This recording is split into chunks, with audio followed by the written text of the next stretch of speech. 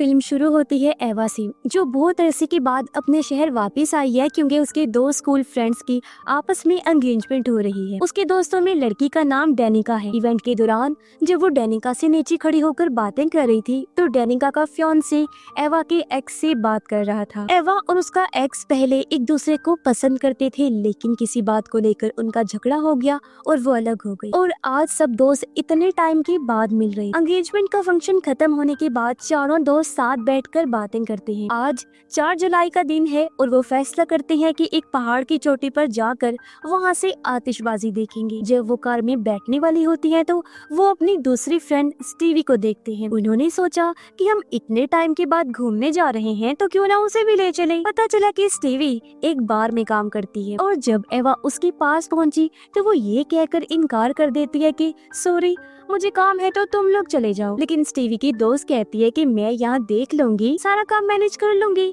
अगर तुम जाना चाहती हो तो चले जाओ। वो मान गई, इसीलिए अभी लोग अपने सफर पर निकल जाते हैं। सब चट्टान की साइड पर ड्राइव करते हुए आगे बढ़ रहे, पर डेनिका का फियांसे अचानक चीख मार देता है जिससे बाकी सब बहुत डर जाते हैं। लेकिन ये सिर्फ एक मजाक था। जल्दी वो उस जगह पर पहुँचे और कार से उतर जाते हैं। डेनिका का फियांसे अजीब ही बर्ताव कर रहा था, जैसे वो आउट ऑफ कंट्रोल हो, पागल हो। अचानक उनके पास एक दूसरी कार आने लगी तब वो अपनी जगह से हटने का नाम ही नहीं ले रहा था। बाकी लोगों को उसकी इस हरकत पर गुस्सा आता है और फिर ऐन वक्त पर एवा का एक्स उसे सामने से हटा देता है। सब उसे गुस्से से देखते हैं, लेकिन दूसरी कार अपने रास्ते से हटकर बैरियर से टकरा जाती है, जिससे वो वहीं अटक गई। ये देख सब बहुत डर गए। ड्राइवर को बचाने के लिए दौड़ते हैं जो बहुत ज्यादा जख्मी हो गया था, लेकिन कार का दरवाजा नहीं खुलता और कार आगे बढ़ती रहती है। सब उसे वापस खींचने की कोशिश करते हैं, लेकिन कुछ नहीं होता। फिर आखिरी पल में ड्राइवर डेनिका के फियांसे की शर्ट पकड़ लेता है, लेकिन उसने जल्दी से छुड़वा ली, जिससे कार पानी में गिर जाती है। एवा और स्टीवी कहती हैं कि हमें उसे बचाना चाहिए, लेकिन नीचे जाने का कोई रास्ता नहीं है। डेनिका का फियांसे पुलिस को कॉल करने चाहता है। तब डेनिका कहती है कि ये सिर्फ एक एक्सीडेंट था, इतना मत सोचो, ऐसे रोड्स पर इस तरह के एक्सीडेंट्स होते रहते हैं। लेकिन एवा का एक्स कहता है कि हम यहाँ बीच में खड़े थे, हमारी गलती है, ये एक तरह से हम उसका खून ही कर रहे हैं। कुछ देर बाद डेनिका का फियांसे वापस आया, कहता है कि पुलिस आ रही है और हमें ये जगह छोड़ देनी चाहिए। एवा और स्टीवी को ये सही नहीं लगता, लेकिन डेनिका का फियांसे उन्हें मना लेता है कि वो पुलिस स्टेशन जाएंगे। एवा का एक्स कहता है कि उसे बचाना मुमकिन नहीं था, हमने कोशिश की ना, इसलिए हमें यहाँ से चले जाना चाहिए। जब पुलिस को गुजरते देखा तो वो लोग वहाँ से निकल जाते हैं। वो घर की तरफ मुड़े, जो देखकर एवा हैरान रह गई कि वो पुलिस स्टेशन नहीं जा रही। सब घर पहुँच जाते हैं। डेनिका का फियांसे कहता है कि अब सब लोग अलग हो जाएं और इस बात को हमेशा हमेशा के लिए भूल जाएं। वो कहते हैं कि पुलिस इस मामले को देख लेगी और फिक्र करने की कोई बात नहीं। एवा को ये आइडिया पसंद नहीं आता और वो बिना कुछ कहे चली जाती है। ऐसे ही 1 साल गुजर गया। एवा फिर से अपने शहर में वापस आने लगी, डेनिका के ब्राइडल शॉवर के लिए। जी हाँ, अब उसकी शादी होने वाली है, लेकिन अपने फियांसे से नहीं बल्कि किसी और लड़के से, क्योंकि उसने उस हादसे के बाद अपने फियांसे से रिश्ता तोड़ लिया था। एवा फ्लाइट में एक लड़की से मिली जो पॉडकास्टर होती है। ये सुन करके वो भी उसी जगह पर जा रही है तो एवा उसे लिफ्ट के लिए पूछती है। एवा का एक्स गाड़ी लेकर यहाँ आया हुआ था, इसलिए दोनों लड़कियाँ गाड़ी में बैठ गयी और ये लोग वहाँ से निकल जाते हैं। डेनिका बहुत खुश हुई और एवा से काफी अच्छे से मिलती है। यहाँ स्टीवी भी आ गई, जो दोनों भी मिलती है। कुछ देर बाद डेनिका सबके साथ बैठकर उनके गिफ्ट्स को देखने लगती है। तभी एक लेटर नीचे गिरा। वो उसे खोलती है, तब अंदर एक कार्ड था जिस पर लिखा था I know what you did last summer, यानी मैं जानता हूँ कि तुमने पिछली गर्मियों में क्या किया था। डेनिका हैरान हो गई और पूछती है कि ये किसने भेजा, लेकिन कोई भी नहीं जानता था। बाद में वो उन्हें कार्ड दिखाकर बताती है कि ये सब मेरे एक्स फियांसे का काम है, क्योंकि वो पिछले साल के हादसे से पागल हो गया था और इसीलिए हम अलग हो गए। एवा का एक्स उस हादसे के बारे में बताते हुए कहता है कि जो आदमी मरा था उसकी कोई फैमिली नहीं थी। डेनिका के एक्स के डैड जो शहर के मेयर हैं, उन्होंने उस केस को हैंडल किया था ताकि उस हादसे में उनके बेटे का नाम ना आए। अब वो ग्रुप डेनिका के एक्स फियांसे की जगह पर पहुंची। वो उन्हें देखकर हैरान रह जाता है। वो जब उसे लेटर दिखाने लगी तो वो डर गया। कहता है कि मेरा इसे कोई लेना देना नहीं है। रात को डेनिका जब घर पर थी तो उसे खिड़की के बाहर किसी की मौजूदगी का एहसास होता है। जब वो देखने जाती है तो उसका फियांसे पीछे से आकर उसे पकड़ लेता है। सोचता है कि शायद डेनिका को शादी की वजह से घबराहट हो रही है, इसीलिए वो उसे रिलैक्स करता है। डेनिका नहाने जाती है जबकि बाहर उसका फियांसे ड्रिंक कर रहा था। वो बाथ टब में लेटकर मेडिटेशन करती है खुद को रिलैक्स करने के लिए, और अचानक बाहर की लाइट ऑन हो जाती है। ये देख उसका फियांसे हैरान रह गया और चेक करने बाहर गया, लेकिन लाइट फिर से बंद हो जाती है। वो बड़ी गौर से अंधेरे में देख रहा था, फिर वापस आता है, लेकिन अचानक एक तीर उसके कंधे के आर पार हो जाता है। वो गिरने वाला था, लेकिन अपने पीछे वाले पिलर को पकड़कर खड़ा रहता है। डेनिका ने म्यूजिक लगाया हुआ था, इसलिए वो कुछ नहीं सुन पाती। वो नीचे गिर गया था, लेकिन थोड़ा रेंगते हुए दोबारा खड़ा हो जाता है। तब उसे पता चला कि वहाँ तो किलर आ चुका है, जो एक दूसरा एरो शूट करता है। किलर फिर उसके पास आया और अपने बड़े से हुक से उसका खात्मा कर देता है। किलर को हम नहीं देख पाते क्योंकि उसने मास्क लगाया हुआ था। डेनिका नहाने के बाद फ्रेश फील करती है। उसने सुना कि नीचे म्यूजिक ऑन हो गया है, इसलिए वो भी नीचे जाती है और देखती है एक खौफनाक नजारा। ये उसके फियांसे के गले में रॉड घुसा हुआ है और ऊपर उसके खून से लिखा था, "You can't erase the past", तुम माजी को नहीं मिटा सकते, जिससे वो बहुत घबरा गई। अगली सुबह सब साथ बैठे हुए थे, समझने की कोशिश करते हैं कि क्या हो रहा है। वो एक दूसरे के दोस्तों के नाम लेते हैं जो शायद पिछले साल के हादसे के बारे में जानते हो। एवा का एक्स एवा की नई दोस्त पॉडकास्टर का जिक्र करता है, जिसने हाल ही में एक किलर के बारे में पॉडकास्ट किया हुआ था, जिसे डियाना प्ले करती है। उसमें वो 1997 के कत्लों की बात करती है, जिन सब को एक ही किलर ने हुक से मारा हुआ था। अब ये जानकर कि सब जवान लड़का और लड़की को मारने वाला एक ही किलर था, हुक वाला, वो काफी चौंक जाती हैं और डर भी गए थे। लेकिन एवा कहती है कि उस पॉडकास्टर को किलर समझना पागलपन है, क्योंकि वो अभी मुझसे मिली है। अगली सुबह एवा पॉडकास्टर से मिली और कहती है कि तुम मुझे थोड़ा अपने बारे में तो बताओ। पॉडकास्टर उसे एक काफी पुराने घर में लेकर आई और पागलों की तरह बर्ताव करते हुए बार बार 1997 के कत्लों की बात करती रहती है जो उस सीरियल किलर ने किए थे। फिर वो एवा की कान में धीरे से कहती है कि किलर ने अपने विक्टिम्स, यानी जिन्हें अब वो शिकार बनाएगा, मारेगा, उनके लिए एक नोट छोड़ा है जिस पर लिखा था, "I know what you did last summer", और वो उसे दिखाती भी है। वो एवा को एक प्रोफेसर लेडी और रे नाम के आदमी के बारे में भी बताती है, जो उस टाउन की हादसे के सर्वाइवर्स थे, यानी किलर से जिंदा बचने वाले 2 लोग। वो एवा को और डराती है, कहती है कि इंतजार करो, और खुद ऊपर चली जाती है। एवा मदद के लिए कॉल करती है। जैसे जैसे इंतजार बढ़ता गया, वो अचानक से किलर को अपने सामने खड़ा पाती है। उसने सोचा कि ये पॉडकास्टर है जो मेरे साथ मजाक कर रही है, लेकिन वो तो ऊपर थी। इसका मतलब कि एवा के सामने सच में वो किलर ही था। वो उस पर हमला कर देता है। तब एवा किलर के हर अटैक से बचती रहती है। वो चाकू से किलर को ही जख्मी कर देती है। फिर वो किलर के सामने चाकू करते हुए खुद को एक रूम में लॉक कर देती है। कुछ देर बाद जब उसे एहसास हुआ कि किलर अब वहाँ पर नहीं है, तो वो बाहर आई। तभी पॉडकास्टर भी वहाँ आ जाती है, लेकिन तभी एवा के ऊपर एक बड़ा सा पिंजरा आकर गिरा, जिससे वो कैद हो गई। वो घबराते हुए पॉडकास्टर से कहती है कि जाओ और मदद लेकर आओ, तो वो वहाँ से भाग जाती है। पॉडकास्टर खुद को एक हाथ से चलने वाली लिफ्ट में पाती है, इसलिए वो उसे खींचने लगी। तब तक किलर भी यहाँ आ गया था। एवा पिंजरे की नट्स हटाने की कोशिश करती है, जबकि पॉडकास्टर ऊपर एक स्टोर रूम में पहुंची जहाँ बहुत सारे पुतले थे। किलर पीछे से आकर उसे पकड़ लेता है और जब गला घोटने की कोशिश करता है तो किसी तरह वो किलर का मास्क हटा देती है। वो जो भी था, पॉडकास्टर उसे पहचान लेती है। इतनी ही देर में स्टीवी एवा की मदद करने के लिए पहुँच गयी और जैसे ही वो लोग बाहर निकलते हैं, पॉडकास्टर की लाश ऊपर से गिरकर लटक गयी। पुलिस इस क्राइम सीन पर पहुंचकर मामले को देखती है और कहती है कि कल सुबह टाउन के एक हॉल में मीटिंग है, तो उन सब लोगों का वहाँ पर आना जरूर। उन्हें अब समझ नहीं आता कि क्या करें, लेकिन एवा के पास एक प्लान है। वो है सर्वाइवर प्रोफेसर, जो अपने स्टूडेंट्स को पढ़ा रही होती है। जैसे वो बाहर आई, एवा उसके पास जाती है, लेकिन वो अपने पास्ट के उस हादसे के बारे में कोई बात नहीं करना चाहती। लेकिन एवा उसकी मिन्नत करते हुए मदद मांगती है। अब क्योंकि वो भी उस अजीब सूरत हाल से गुजर रहे थे, इसीलिए वो एवा की बात सुनने के लिए तैयार हो जाती है और एवा को अपने घर ले आई। एवा पूछती है, क्या आप मेरे साथ टाउन जा सकती हैं? इस पर प्रोफेसर कहती है कि इसका कोई फायदा नहीं है, इसका सिर्फ एक ही तरीका है, ये पता लगाना कि ये सब कौन कर रहा है, यानी कि किलर कौन है, उसे ढूंढो। टाउन मीटिंग में पुलिस सबको बताती है कि पॉडकास्टर ने अपनी जान खुद ली है, क्योंकि हमारे पास उसकी हिस्ट्री है, जिससे ये बात साबित हो रही है कि उसका दिमागी तवाज़ुन ठीक नहीं था। ये सुनकर एवा और उसका एक्स खड़े हुए इस बात की मुखालफत करते हैं। एवा बताती है कि वो किलर नहीं है, बल्कि जब मैं उसके घर गई थी तो वहाँ किलर सच में आया था, जिसने मेरा भी पीछा किया। जो सुनकर अब सब लोग हैरान रह जाते हैं, लेकिन पुलिस इस बात पर यकीन नहीं करती। उनका कहना था कि माफ करें, मगर हमें सबूत चाहिए, ऐसे हम आप लोगों की बातों पर यकीन नहीं कर सकते। इस बीच रे आता है, जो टाउन का दूसरा सर्वाइवर है, जो प्रोफेसर के साथ बचा था। वो सख्ती से कहता है कि इनकी बातों पर यकीन करना चाहिए आप लोगों को, और इस मामले को सीरियस होकर देखना चाहिए। पुलिस कहती है कि हाँ हम करेंगे, लेकिन इस तरह के मामले में हम हमेशा फादर की मदद लेते हैं, जो सामने ही बैठे हुए थे। वो खड़े हुए और सबसे कहते हैं कि जिसको भी मदद चाहिए वो मेरे घर आए। अब स्टीवी रे के पास जाती है, क्योंकि वो कभी नहीं जानती थी कि वो भी उस किलर का सर्वाइवर है। वो कहता है कि मैं इस बारे में बात करना पसंद नहीं करता। तब स्टीवी कहती है कि मैं अपने दोस्तों के साथ कुछ सवाल पूछने आई हूँ। यहाँ पता चलता है कि रे पहले प्रोफेसर का हस्बैंड था। उसे ये बात पसंद नहीं आती कि मेरी एक्स वाइफ उस प्रोफेसर ने इन लोगों से कहा है कि वो किलर को ढूंढे। डेनिका का एक्स फियांसे कहता है कि मुझे सिर्फ एक ही हल नजर आ रहा है, और वो है इस टाउन से भाग जाना। लेकिन रे,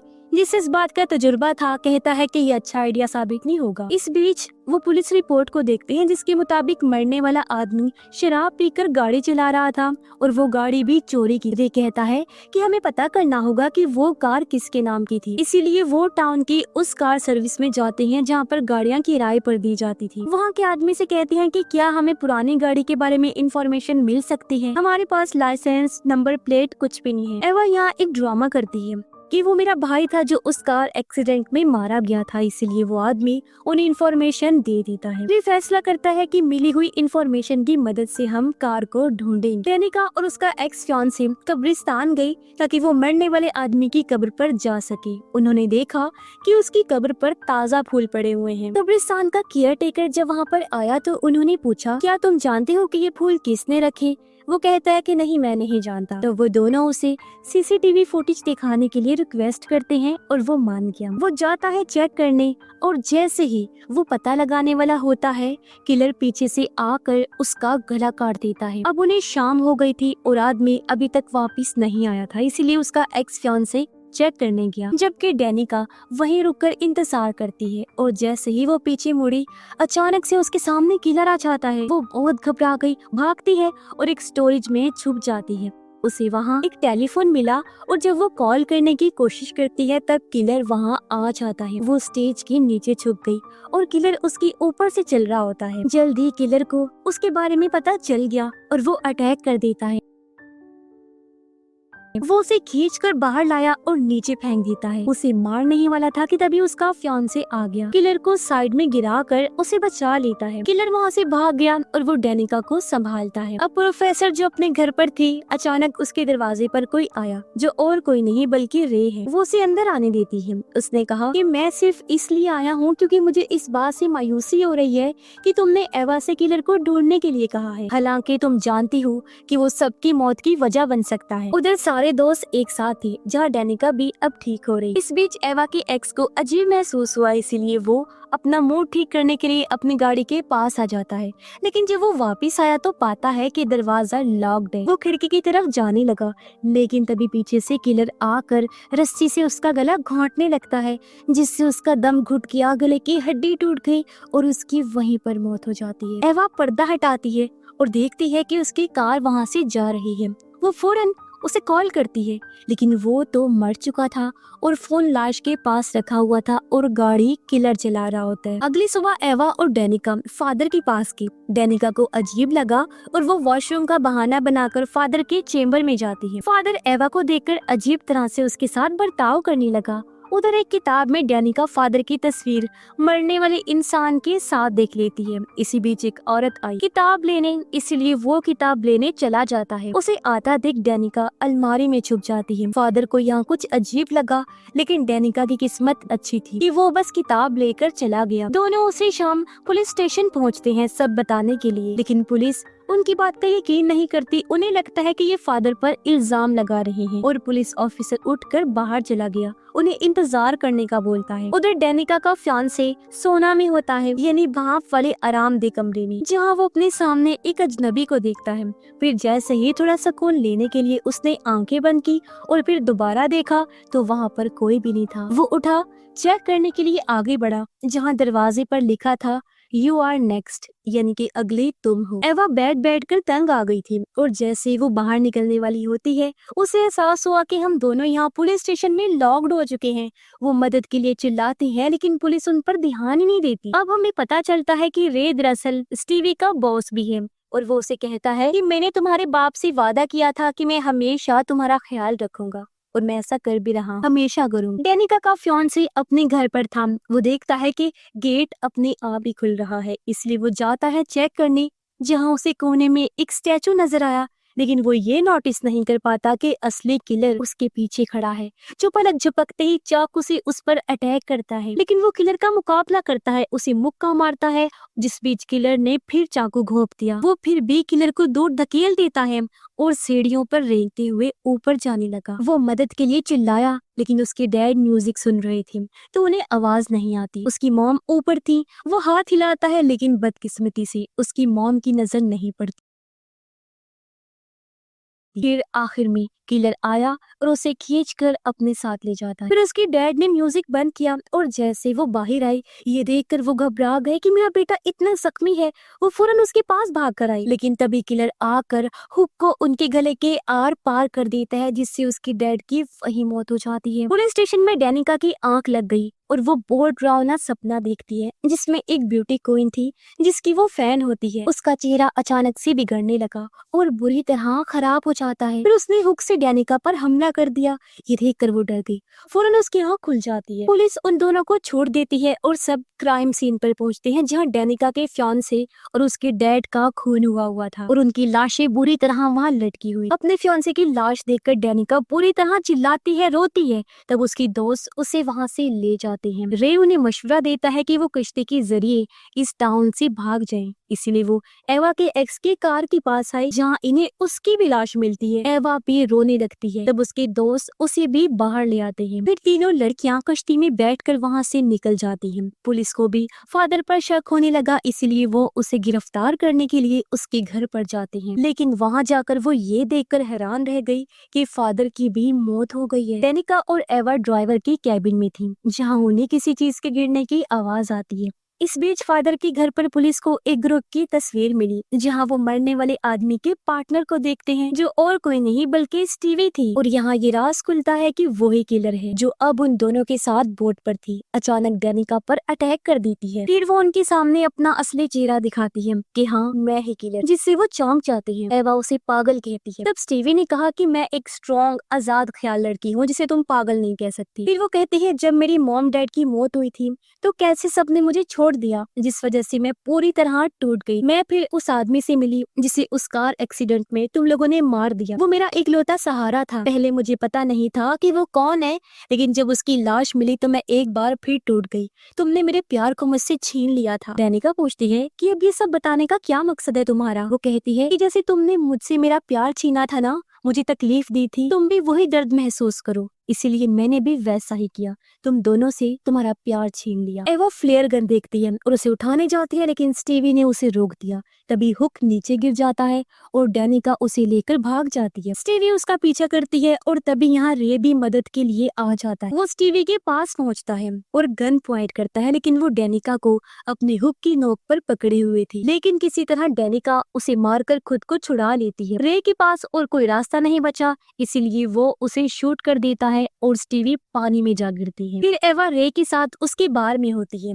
वो जब शर्ट उतारता है तो एवा ये देखकर घबरा जाती है कि जब किलर पॉडकास्टर के घर पर आया था और मैंने उस पर चाकू से वार किया था तो वही जख्म रे पर था, जिससे वो घबरा गई और वहां से जाने की कोशिश करती है। लेकिन उसे पता चला कि दरवाजा तो लॉक्ड है और तभी रे यानी कि दूसरा किलर भी हुक के साथ वहां आ जाता है उसका काम तमाम करने के लिए। एवा भागती है लेकिन वो उसके बाल पकड़ लेता है। एवा भी कम नहीं थी, मुकाबला करती है और उस पर हमला करके भागने लगी। उसने फिर खिड़की तोड़ दी और भागने की कोशिश करती है, लेकिन वो वापिस आया और उसे पकड़ लेता है, जहाँ एवा खुद को अभी भी बचाने की बहुत कोशिश कर रही थी। इसी दौरान यहाँ पर प्रोफेसर भी आ गई और जब वो बार में आती है तो एवा उसके सामने आ गई, जिस पर चाकू से हमला रे ने कर दिया था। फिर वो एवा को साइड में करके प्रोफेसर से बात करने लगा। कहता है कि स्टीवी सदमे से बाहर नहीं आ पा रही थी जब उसके पेरेंट्स की मौत हुई और फिर उस बेचारी ने अपने प्यार को भी खो दिया, और मुझे फख्र है कि मैंने स्टीवी का साथ दिया उसके दोस्तों को मारने में, क्योंकि